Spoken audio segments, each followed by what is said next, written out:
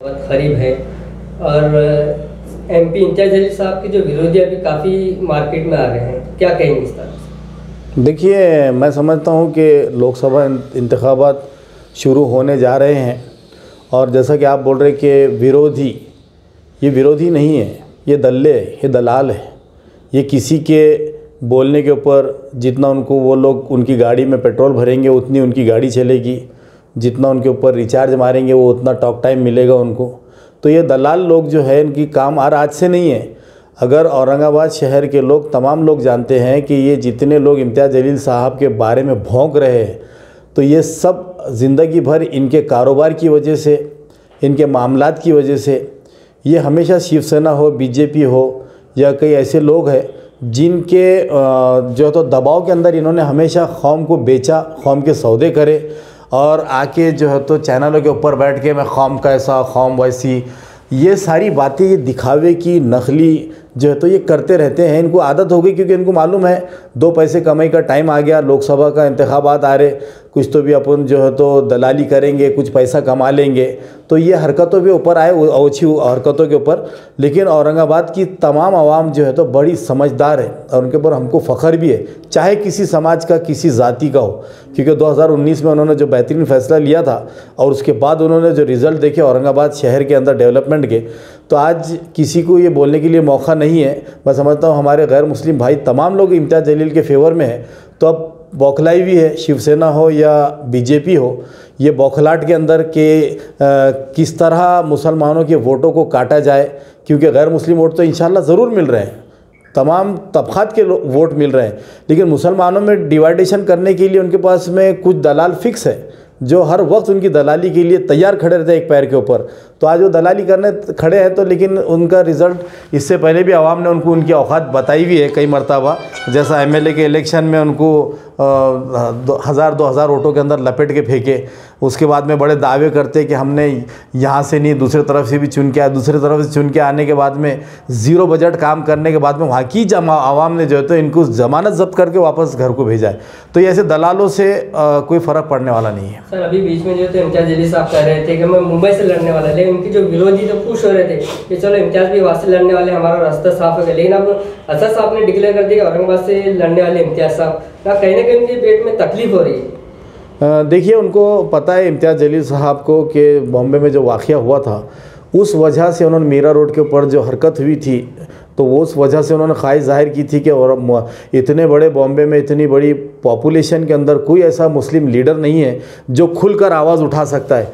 जिस तरह आज इम्तियाज़ जलील साहब यहाँ पर सारी आवाज़ें उठा रहे हैं, चाहे डेवलपमेंट की हो, चाहे किसी समाज के फेवर में हो, जैसा आदर्श का भी उन्होंने उठाया, ज़ात पात नहीं देखते। तो बॉम्बे के अंदर ऐसी उनको उम्मीद थी कि जो गरीबों के घर तोड़े गए गवर्नमेंट की तरफ से, उसके ख़िलाफ़ आवाज़ उठनी चाहिए। तो उन्होंने एक अपनी ख्वाहिश ज़ाहिर की, सदर मोहतरम के सामने उन्होंने रखा बात कि मैं बॉम्बे से जाकर लड़ता हूँ, क्योंकि बॉम्बे में भी हमारे एक एमएलए रहे हुए हैं, आज कॉरपोरेटर भी है, वहाँ पे हमारा संगठन भी है। तो उन्होंने ख्वाहिश ज़ाहिर की, लेकिन हमारे पार्टी के सदर ने जो फ़ैसला किया, इम्तियाज़ जलील साहब ने उसको सर आँखों पर कबूल करते हुए उसको मानने मंजूर किया और वो यहीं से लड़ रहे हैं। और जैसा कि आप बोल रहे हैं कि विरोधियों को बड़ी खुशी हो रही थी, तो ये खुशी इनकी हमेशा के लिए जो है तो बड़ी कम दिन की, चंद दिनों की होती है, बहुत छोटी होती है, बहुत थोड़ी सी होती है।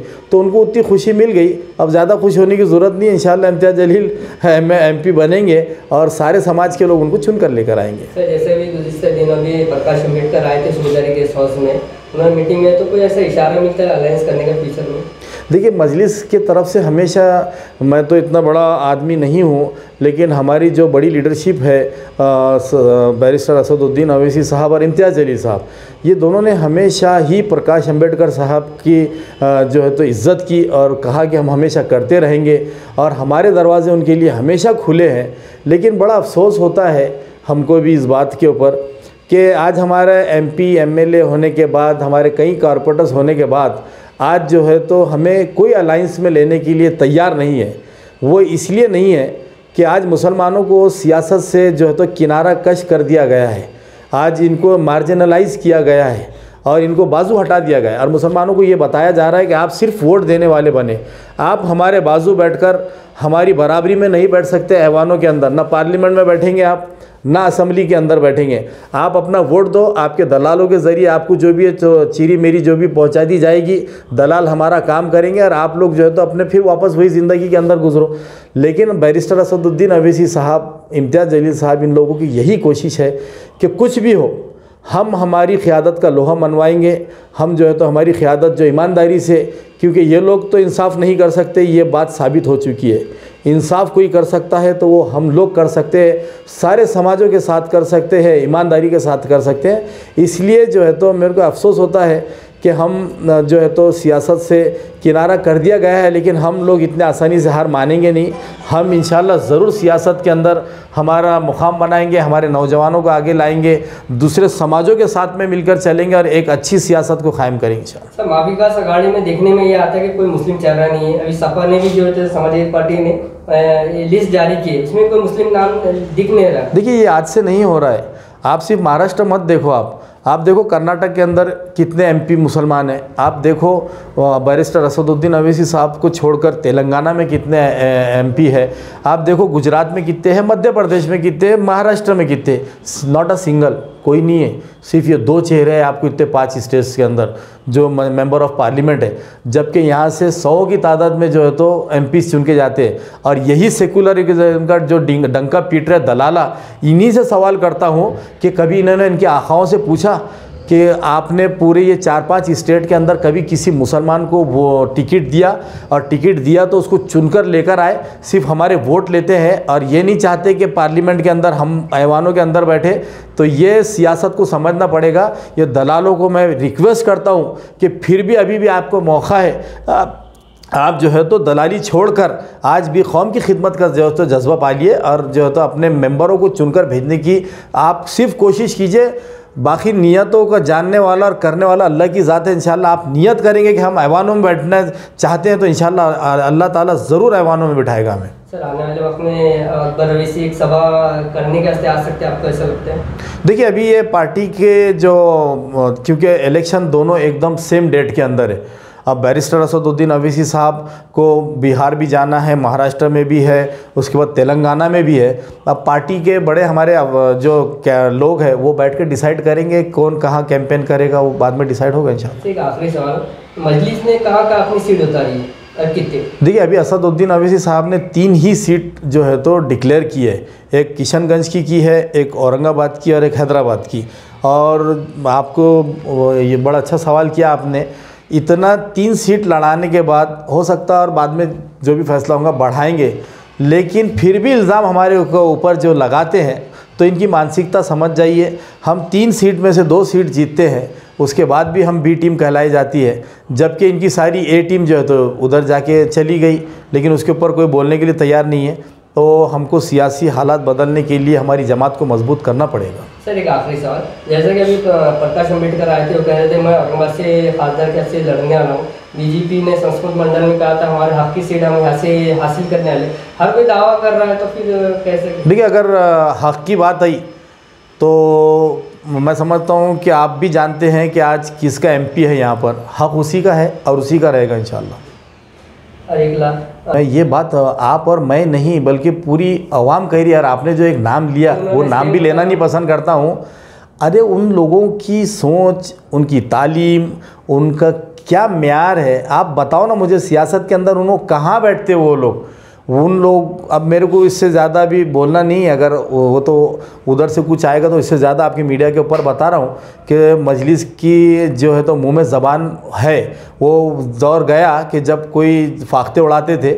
अगर अब इम्तियाज़ जलील साहब, असदुद्दीन अवैसी साहब और मजलिस के बारे में अगर बेबुनियाद अगर इल्ज़ामात लगाएंगे और बुरा भला कहेंगे तो वो हाल मजलिस करेगी ज़बान से कि आपके फिर जो है तो अंदाज़ा हो जाएगा कि मजलिस किस तरह अपने जो है तो डिफेंस करना जानती है और किस तरह जो है तो मजलिस इत्तेहादुल मुस्लिमीन जो है तो छेड़ती नहीं है, और कोई छेड़ा तो छोड़ती नहीं है। ये मजलिस का पैगाम है। सर, तालीम से एक बात समझ में आई। अभी कोई एक समाज सेवक है, सोशल मीडिया पे आए दिन रहते, तो बोले खैरे साहब बोले 4वीं पास है, बोले मैं 12वीं पास है बोले। ये देखिए, एक जादूगर है, एक जोकर है और एक एक्टर है। ये जो है ये ग्रुप जो है तो ये कोई सियासतदान नहीं है, ये कोई एक्टर, कोई जादूगर और कोई है तो जोकर, ये लोग अभी मैदान में आए हैं। और हकीकत में अगर इनको आप इनकी इंक्वायरी करेंगे तो ये बीजेपी, शिवसेना, जो भी मजलिस से डरते हैं, जिनको डर है कि इम्तियाज़ जलील साहब ने आज सारे समाजों के अंदर अपना नाम किया है और आज सारे समाज चाहते हैं कि ऐसा पढ़ा लिखा, काबिल और समझ बूझ रखने वाला और जो है तो शहर के डेवलपमेंट के लिए नहीं बल्कि ज़िले के डेवलपमेंट के लिए काम करने वाला इंसान ही हमको चुनकर देना है। तो बौखलाहट है शिवसेना के भी किले के अंदर और जो है तो बीजेपी के भी खैमे के अंदर घबराहट है।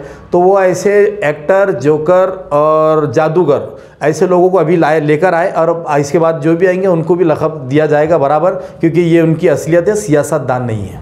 चलिए सर, शुक्रिया।